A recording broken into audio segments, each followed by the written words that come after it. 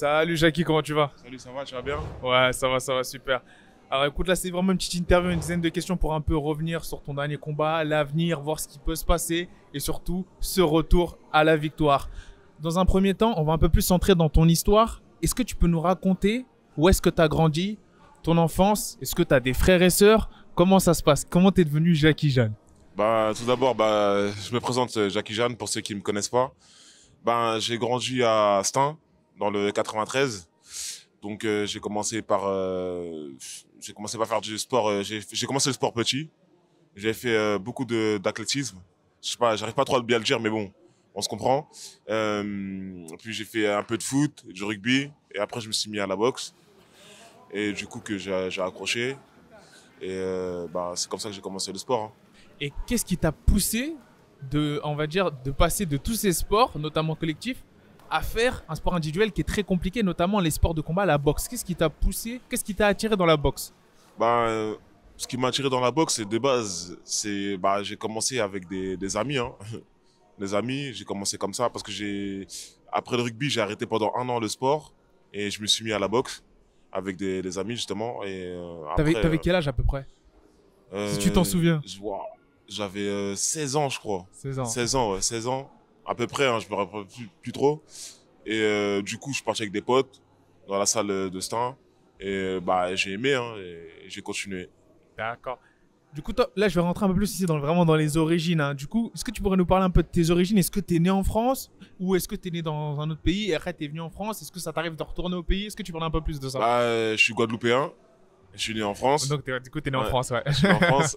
Mais quand même, c'est une île. Je suis Ouais. quand même guadeloupéen. Pour moi, c'est pas la France, hein, Ouais. c'est une île. Mais ouais, je suis né ici sur Paris, à Saint-Denis. Et dernièrement, je suis retourné au pays. Après de longues années où je n'étais pas allé. Ouais. Je suis pas retourné depuis... ça faisait 20 ans à peu près que je n'étais pas allé. Et c'est ma femme, elle m'a dit, on y va et tout. Et donc, du coup, je suis parti avec mes enfants. On est parti pendant 2-3 semaines.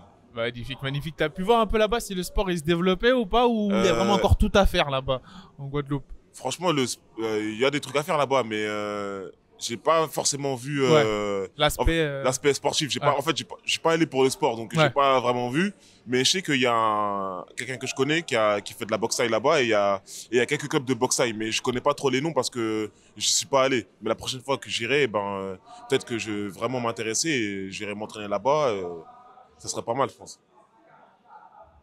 On approche à grands pas de ta prochaine échéance, hein, justement, au RS14. Là, actuellement, tu es dans quelle phase de ta préparation? Est-ce que c'est un peu plus intensif? Tu ralentis un peu, phase de sparring? Est-ce que pour ceux qui ne se connaissent pas vraiment le MMA, quand on est aussi proche d'un combat, on est dans quelle phase de la préparation? Là, on est plus dans la phase... c'est pas vraiment... Là, on a une semaine du combat, donc je suis dans la tranquillité un peu. Mais toujours quand je suis dans la tranquillité, c'est pas vraiment... Je fais rien, hein. C'est... beaucoup de shadow, de sparring dynamique, mais sans forcer, plus aspect technique et gestuel. Et on est toujours dans l'activité et un peu dans le repos.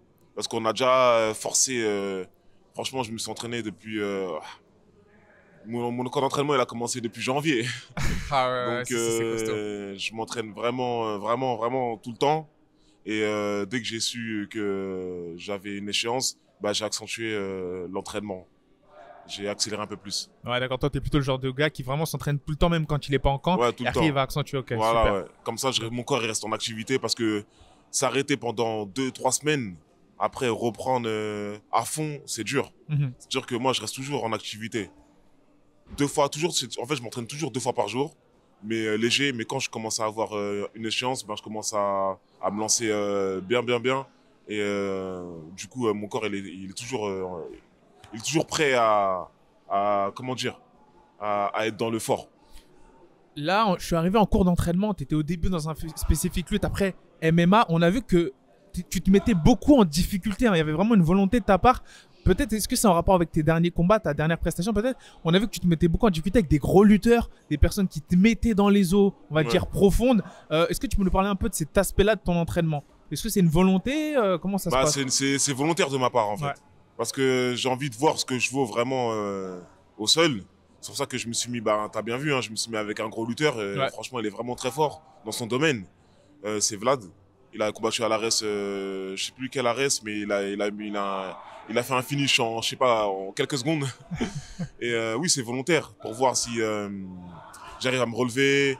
Et il est très puissant, Ouais. il est très explosif.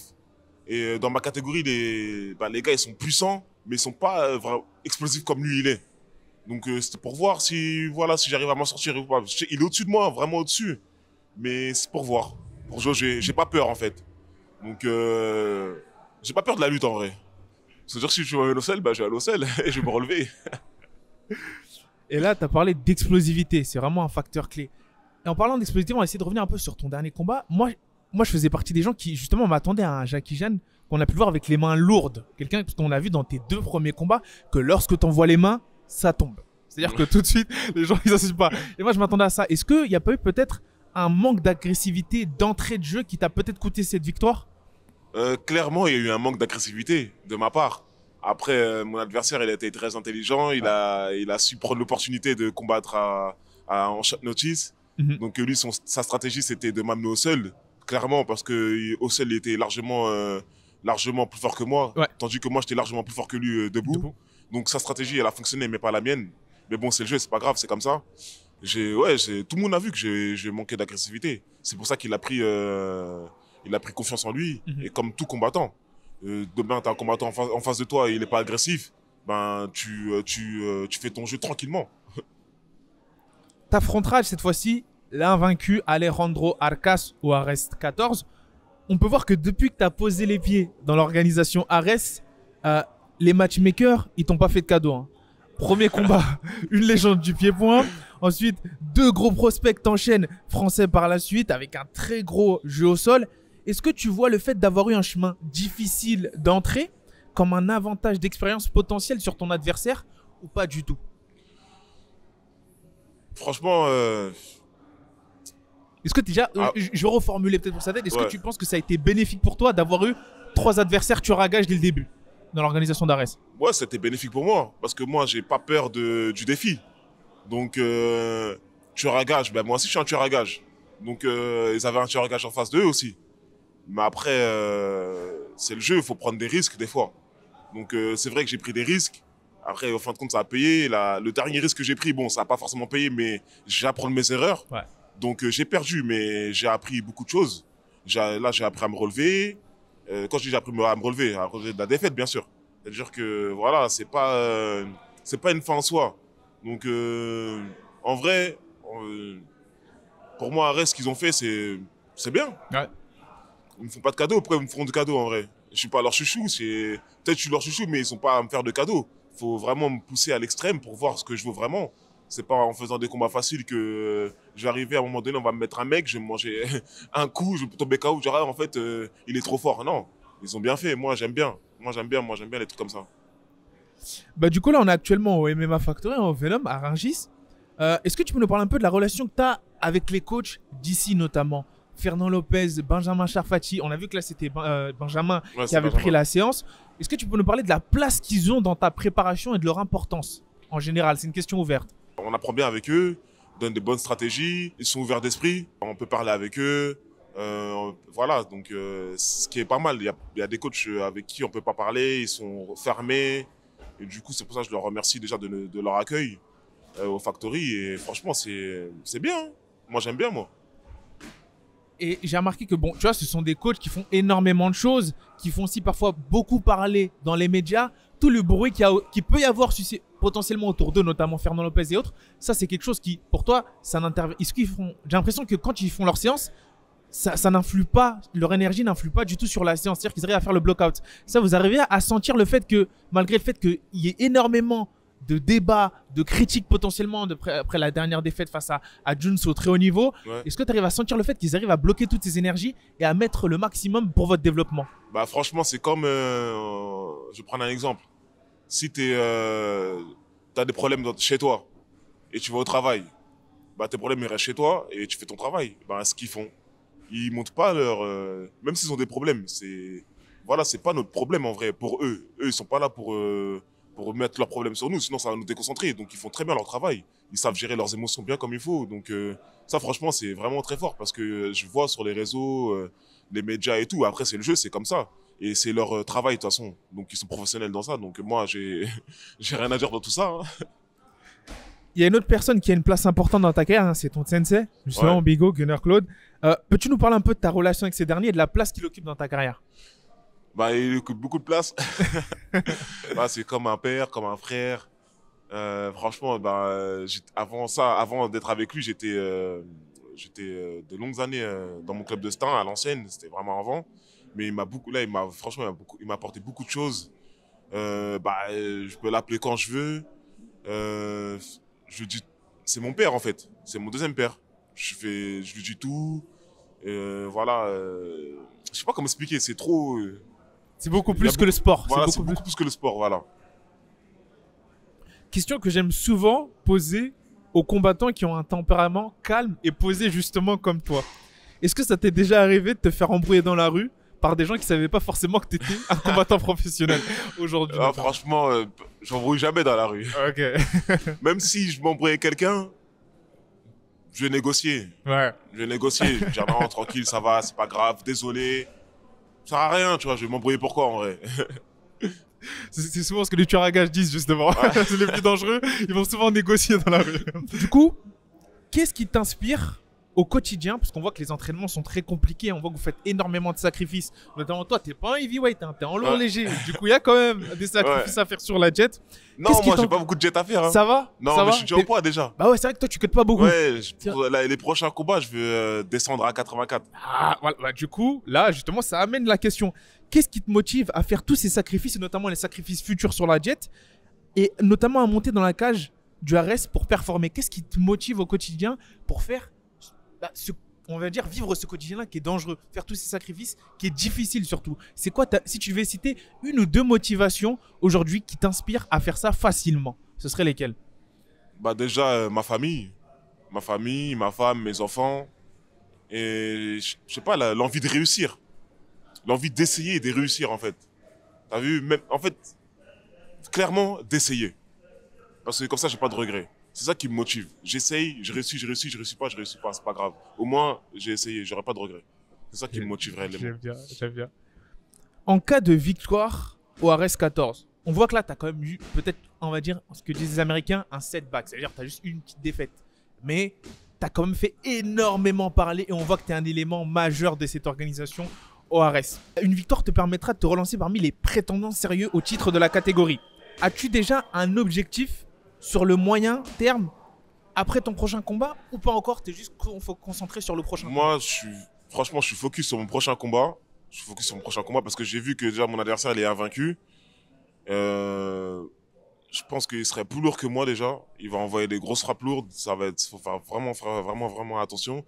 En cas de victoire, je dis pas que je suis prétendant pour la ceinture. Je vais avancer tranquillement, descendre en middleweight, essayer de performer dans les classements parce que je sais qu'en middleweight, si on est dans le top 5, c'est qu'on on a déjà un bon niveau. Ouais. Parce qu'il y a beaucoup de monde et ça sera un autre défi pour moi et c'est ça que je vise. Viser le top 5 déjà dans les middleweight et après on verra par la suite. C'est intéressant parce que là maintenant tu parles de la catégorie des middleweight. Moi j'allais te poser la question justement pour les lourds légers, mais tu peux dire pour les middleweight si tu veux. Est-ce qu'aujourd'hui il y a un combattant dans l'une des deux catégories, à l'international, hein, que ce soit à l'UFC, en France ou au PFL, n'importe quelle organisation, qui t'impressionne vraiment? Tu dis ce mec-là, il est sérieux, il est spécial. Est-ce qu'il y a un combattant, toi qui est déjà justement qui performe au très haut niveau, t'es impressionné potentiellement par un de ces combattants-là dans une de ces deux catégories-là? Bah moi, franchement, je vais pas vous mentir, je regarde pas beaucoup les combats du UFC et tout. Ouais. Mais quelqu'un qui m'impressionne, par exemple, que j'aime bien, c'est Adesanya. Ouais. J'aime bien, je sais pas, j'aime bien son style et tout. Ouais. Et il y a aussi, dans la salle, il y a Nas aussi. Ouais, franchement, j'aime bien parce que il bouge bien, il est rapide. Des fois, quand je le vois pas, je regarde et tout, ça c'est bien. Et quand je tourne avec lui, il est rapide. Il sait adapter son niveau avec toutes les personnes avec qui il tourne. Et moi, j'aime bien, tu vois. Et aussi, il y a Cyril aussi. Lui, des fois, il explique bien les choses. Quand il est là, il nous explique des techniques et tout. C'est pas mal. Et récemment, j'ai vu le dernier combat de Léon Edouard, là. Ouais. Franchement, j'ai kiffé, hein. Franchement, j'ai kiffé.